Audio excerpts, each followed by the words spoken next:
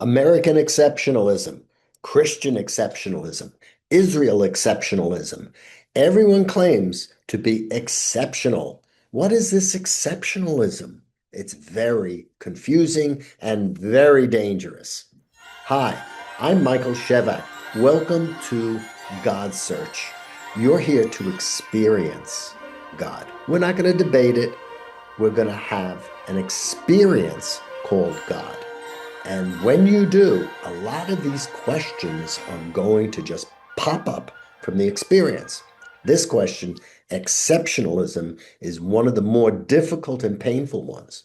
So let's discuss that. You've already had some meager education on the spiritual dynamics that are involved in drawing into yourself the fundamental alignment with the laws of God in creation, the laws that create good, that produce the vehicle called covenant. The vehicle called covenant, where there is an alignment between mind and heart and will. And you begin to notice a harmonization taking place between yourself and your environment, a rather uncanny one at times, where you see amazing synchronizations, amazing harmonizations, amazing curiosities, and uncanny experiences as you begin to remove the separation, the radical separation between yourself and this world, and you begin to link like two gears together, a higher gear and a lower gear. We've also discussed somewhat in the last podcast that there has been an advance in evolutionary theory. Originally, Darwin's theory only accounted for selection in the individual of the species. The individual organism was the vehicle that tested itself against the environment and proved whether or not it could, survive exceptionally compared to others and live to prosper and flourish and pass the genes on so that you had a continuous evolution in that lineage. But the problem with that theory, it was a theory, it wasn't perfect, was that it didn't have an ability to account for group selection, even though Darwin talks about group selection in The Origin of Species. It's an amazing book. He didn't have a cogent theory by which group selection would take place. Because of macroevolutionary theory, we now have a way of accounting for altruism. Why one member of a species self-sacrificing for another may be part of the evolution. The individual loses its life for the value of the whole. And we have a theory that begins to integrate group selection with individual selection, so it's more coherent and more whole. This is an amazing thing because the very disjunction between Darwin's theory and his father's theory, because he was a Protestant minister, begins to heal. And in fact, some of the discord between natural law and religious law begins to dissolve away once we realize that we are dealing with not just a faith system or a philosophical religious system, we're dealing with biology. We're dealing with actual breeding. And if you put these two things, the spiritual and mental experience that is necessary to put oneself in the faith flow that creates the natural experience of covenant, and you add to that the biological flow of breeding and the continuity of breeding and species, you put this together, you have an ability to finally discuss in rational terms this amazing concept of a covenanted people, a people that are born into a special kind of subphylum that flourishes and grows exceptionally and has greater endurance and greater harmonization with the environment and greater power relative to other groups to survive. This is the story in a nutshell of the people of Israel. And whether or not you are religious or not, you've got to admit it's a rather astonishing story. It's a pissant Middle Eastern group of people that finally formed and consolidated and began to grow as a group selection, or if you use a more religious term, chosen. And they, lived past Assyria, Philistia, ancient Egypt, ancient Babylon, ancient pagan Rome, uh, ancient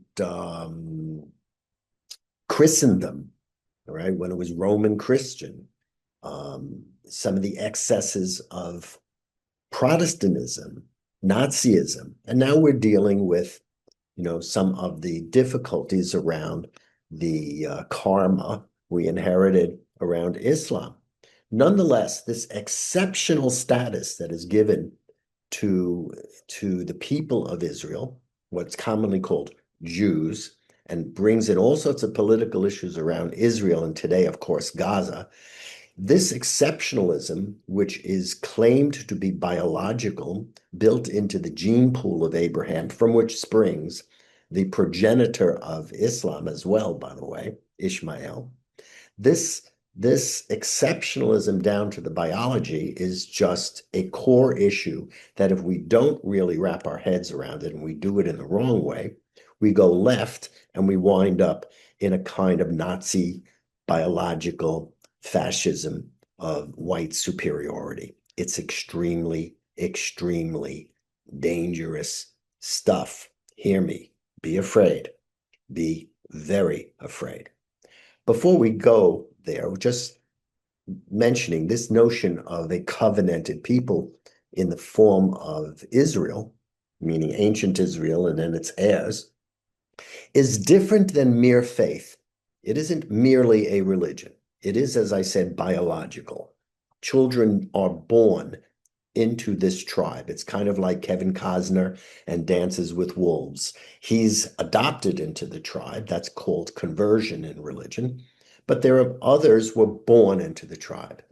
Also, Israel's covenant is very interesting. It's not as philosophical and mental as the Greco-Roman covenant, which really was very much the Greco-Roman style to the culture, that when it became joined to the sacred theology of Israel, they led with heart and mind and ideas and faith. And secondarily, it would cause a second coming or a biologizing of that faith and incarnation following the pattern of Christ. Well, Israel was different. If you look closely at the laws in the Bible, you'll see they are ecological. And anyone who is Bible-based and says that covenant does not include ecology and land doesn't know their Hebrew Bible, which is the foundation of their larger Bible. They don't know it. The eating of foods that were harmonious with survival.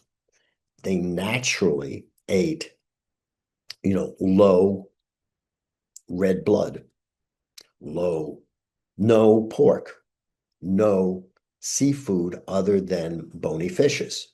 Now, if you went into any doctor and you had a high cholesterol or high fatty content, the doctor would say, look, get rid of the pork, cut out the seafood, plain fish would be good, meat, avoid the red meat. How is it possible that a physician in 2025 would give you a biblical prescription for eating, which you can find in the book of Leviticus? Once again, true natural law is the core foundation behind the biblical laws. It is also part of the covenantal design. When we move past belief systems, positive thinking, and integration of ourselves in a continuous flow where we grow towards greater unity, greater truth, and greater correct use of our creativity. That's the philosophy of the God experience, we bring that into the physiology of the God experience, our relationship to our bodies, to other plants and animals and proper eating, and our relationship to the land, the spirituality in the rivers, the spirituality in the mountains, such as Mount Sinai. This is all part of the ancient covenantal experience of Israel, which was the foundation of the two major, greatest empire religions the world has ever seen, which is Christianity and Islam. Jews did not do empire very well. Some people think we're doing it today for the first time, and you could make a case for it, but generally speaking, empire was something we did not do very well. We stayed very bodily based and very, very land based. The curious thing about the original covenant, not the old covenant, the original one, it's a little bit kinder, is that, as I said many, many, many podcasts ago, we were both indigenous and universal. We were tied to our bodies and the land and the flora and the fauna of this particular place on Earth, which was a strange location, the convergence of continents, or the convergence of ley lines, which are energetic lines on the field of the planet. And we were indigenous, more like Cherokee, in many, many ways. But we weren't merely indigenous. We were also universal in our perspective.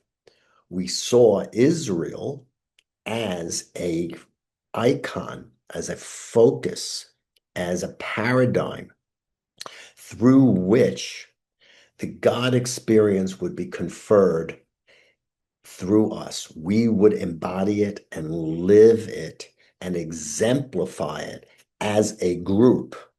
And we would experience being chosen or selection pressure in a Darwinian sense through which we would flourish and grow and experience an exceptional status relative to the many other nations that existed. That, in fact, has taken place. And it's a curious, curious phenomenon.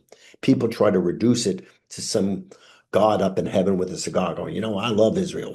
You're my favorite children. And when you personify God in that way, it becomes very, very childlike, very beautiful for the heart and in faith, but it becomes a little nonsensical for a contemporary spiritual mind, which is what I'm addressing here. That's my market. So I'm happy to deal with the more, religious perspectives also, because none of what I'm teaching is contrary to what they believe. The important thing is that when you are dealing with covenant, you must face exceptional qualities that emerge from the spiritual experience. The spiritual experience produces many amazing things that we might call miracles, but miracles are not outside of natural law. They're built in. We just don't see it all the time because we're operating in a very narrow box. And when we remove the box and expand the box, bang, we begin to see what we call miracles or visual displays of a power that's hidden that we did not draw on before.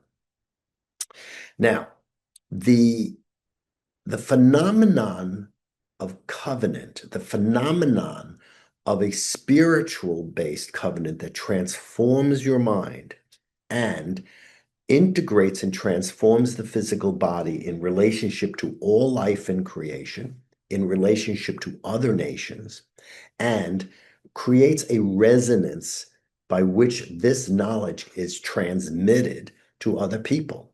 This is a very real thing. It's not made up. It's not a religious claim. It's not just a propaganda piece. It's an actual spiritual phenomenon. You can experience it. I have experienced it. It is real, but it is not Jewish. It is human. The covenantal experience is human. The fundamental supernatural, meaning beyond earthly nature consciousness that is necessary for experiencing covenant and then drawing that into the physicality of everyday life and marriage and breeding and family and children and propagation and future generations and a coherent group of illumined people. That's human. Israel may have been the first historical people, meaning people who were dedicated to the unification of all peoples and all nations in the world. It was a movement called history, and we were the first and are, I believe, the root of it. But it is fundamentally human and accessible to all people, no matter where you live. The higher knowledge of, the supernatural, when it engages the natural, reshapes it so that it supports the individual and supports the group.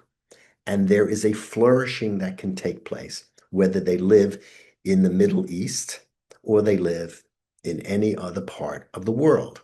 This covenantal transformation, which includes spirit, mind, and body, is the human spiritual potential. The human spiritual potential for basically householders who are reproducing and living historically here and in the body. It cannot be claimed exclusively for the people of Israel. It cannot be exclaimed exclusively for Christians. It cannot be exclaimed exclusively for Muslims insofar as the exclusiveness means exclusivism, like division, where the presence of it in us makes us the only exclusive vehicle, the only light in the room.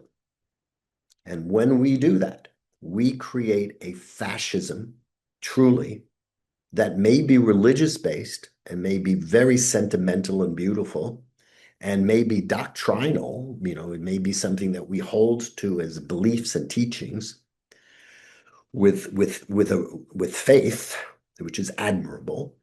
But we create a division between human beings and others, between covenanted and uncovenanted, between Jew and Gentile, between Gentile or Christian and non-Christian, which people might consider to be pagan or hell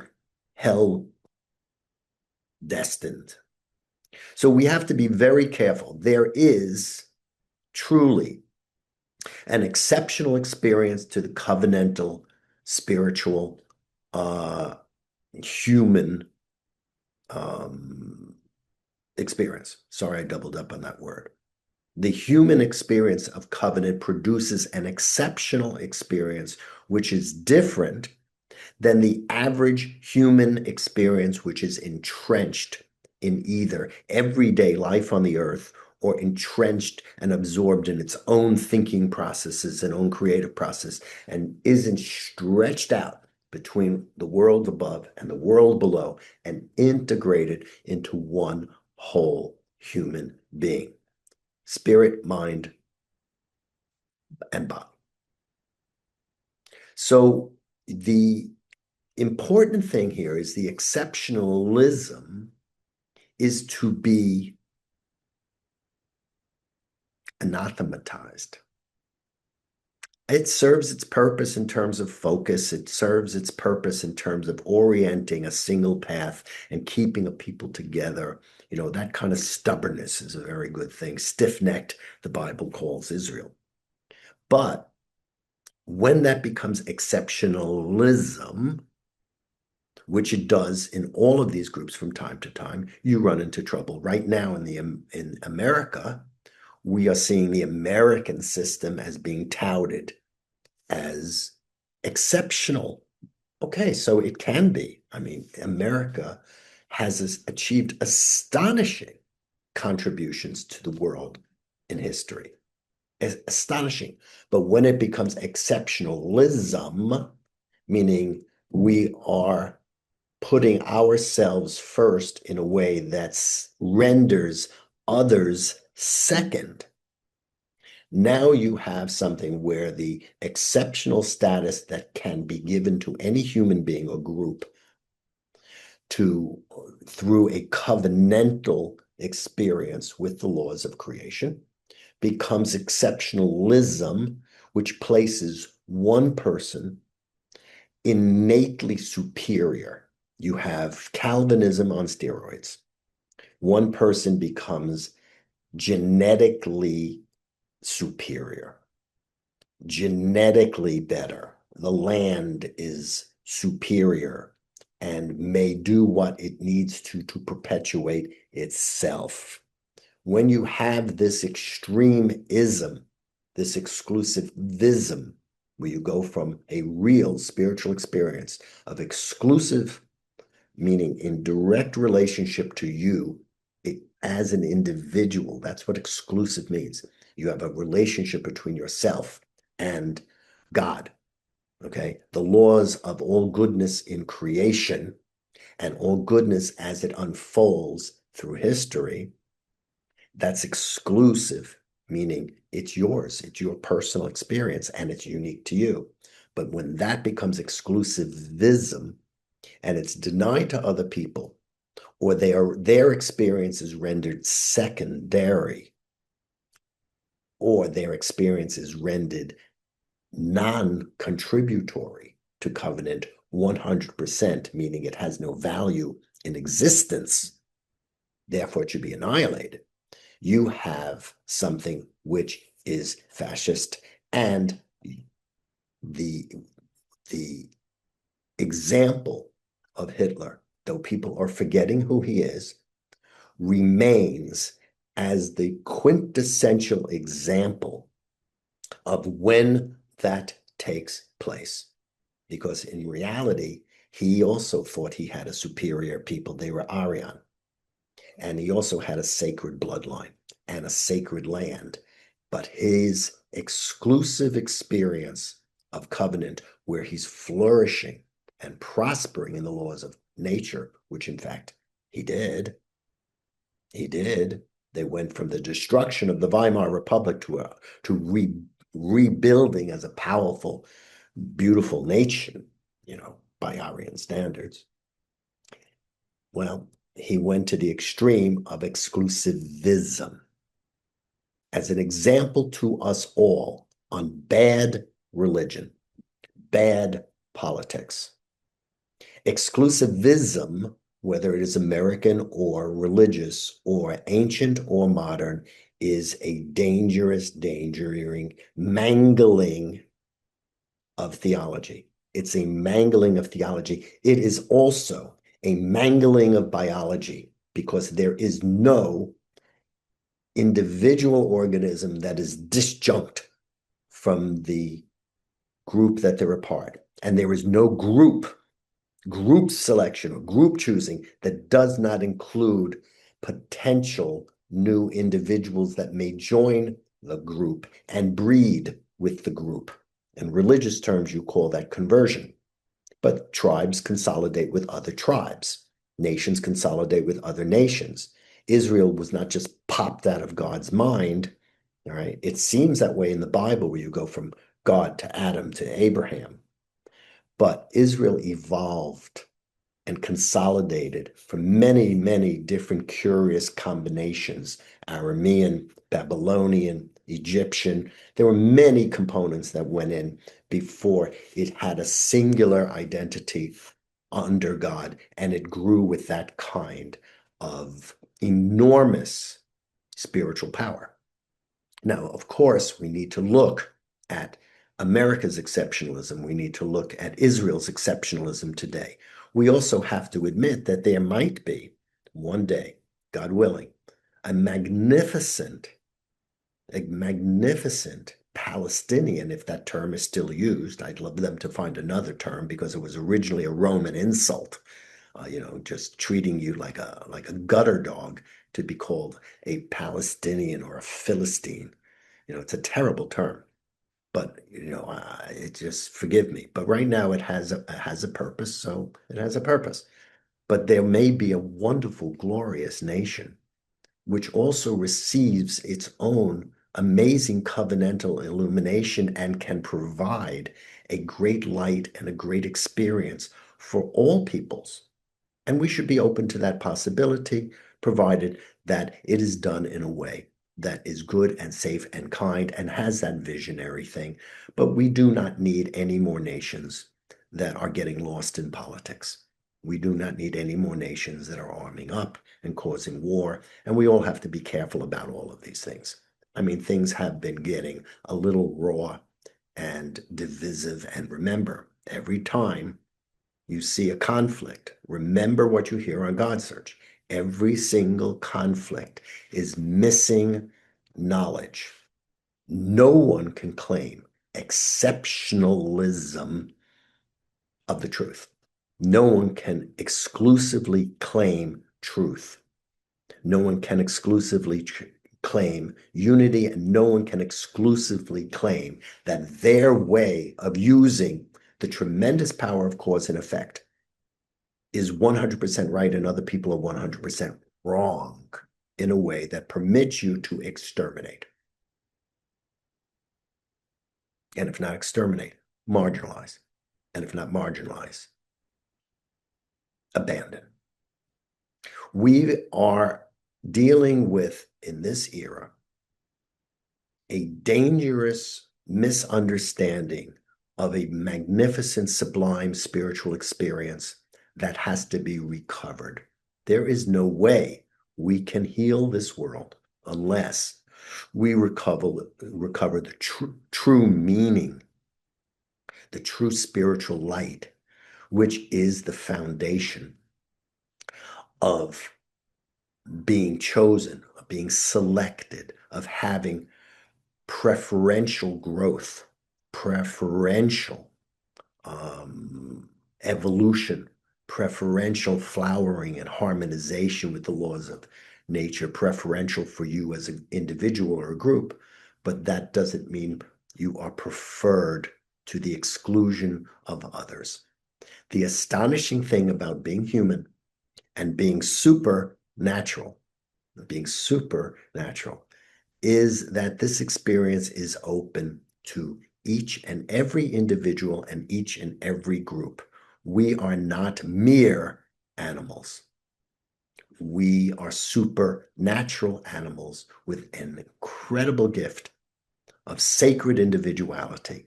Now, that's defined in the book of Genesis at the beginning, where they use the story of God creating Adam, which means humanity, all at one. It's a Darwinian premise. We are one with the species as an individual. The individual is part of the species. The species is a singular individual, i.e., they both have in individual and group form a relationship with the mystery of the God experience. The Bible is not dumb.